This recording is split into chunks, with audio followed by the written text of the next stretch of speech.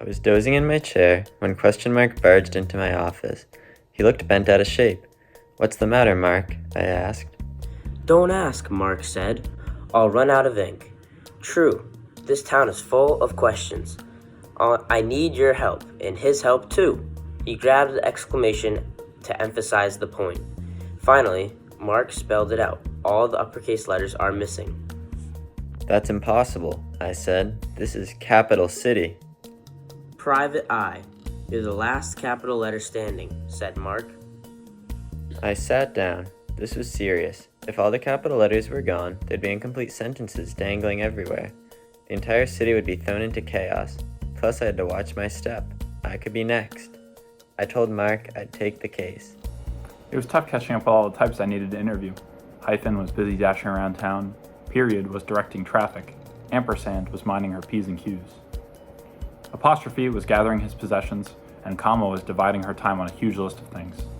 Luckily, the quotation twins were willing to talk. "Yeah, something's definitely up, besides us," they said, "but don't quote us on that." I needed a solid lead. I strolled into Cafe Uno, or Afe No, as it was now known. But my favorite waitress had been replaced by her little sister. She didn't look happy. "Why so low?" I asked. B didn't show up for work this morning, little B explained. B is always the second one here. We don't know where she is. I was at a loss for words, especially words that started with a B. "Here, B left this." Little B handed me a slip from B's order pad. It was full of stars. Aha! A noteworthy clue. Sometimes asterisk gets mistaken for a star, so I questioned my old pal 8 who lives below him, but we came to a dead end. After a long day on the case, I sat on my stoop and watched the sky darken. "Oh, B, where could you be?" That's when I noticed a faint glow coming from the old abandoned part of the city known as Cursive Loop. First thing in the morning, I took the train out to Cursive Loop. I circled the winding streets searching for clues. A cold wind whipped around me and I began to lose hope. Maybe I needed a plan B. But wait, what was this? I picked up the paper trail and... There they were, high above on the movie marquee. "Gee whiz, what happened?" I asked. "Help," replied Gee whiz. Exclamation stuck us up here and then knocked over the ladder. "He promised to put us all in movies," said B. "I always wanted to see my name in lights." "Phew! I never thought I'd want to be a lowercase," said Gee Whiz. So exclamation was the explanation. "Follow me," I said. Could he still be with question mark? I knew those two together spelled trouble. The Capitals and I barged into Mark's place, just as I suspected. Exclamation was right beside him. "You're no punctuation, Mark," I said. "You're just a punk." Exclamation is crooked, yelled Gee Whiz. "Lock him up and throw away the keyboard," cried B. Now, let's all come down," I said. "Everyone stop shouting." "Exactly," exclaimed exclamation.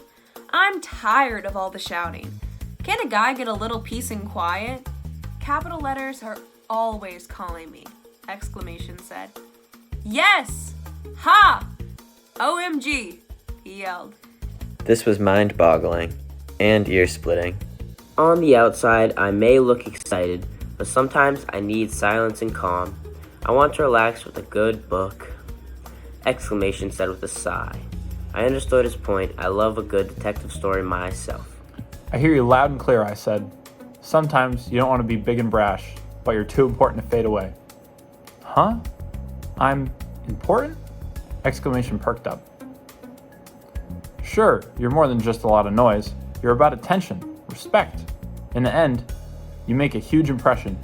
You can be a straight, stand-up guy. Just then, the grammar police arrived. "This is totally out of character for you!" Exclamation, they said. "Come along, we've got to book you." According to the letter of the law, exclamation would serve a short sentence. Turns out that cooling off period was just what he needed. As for B, well, she's always been a star in my eyes. I had wrapped up another case, and I hoped trouble in Capital City wouldn't return. Famous last words.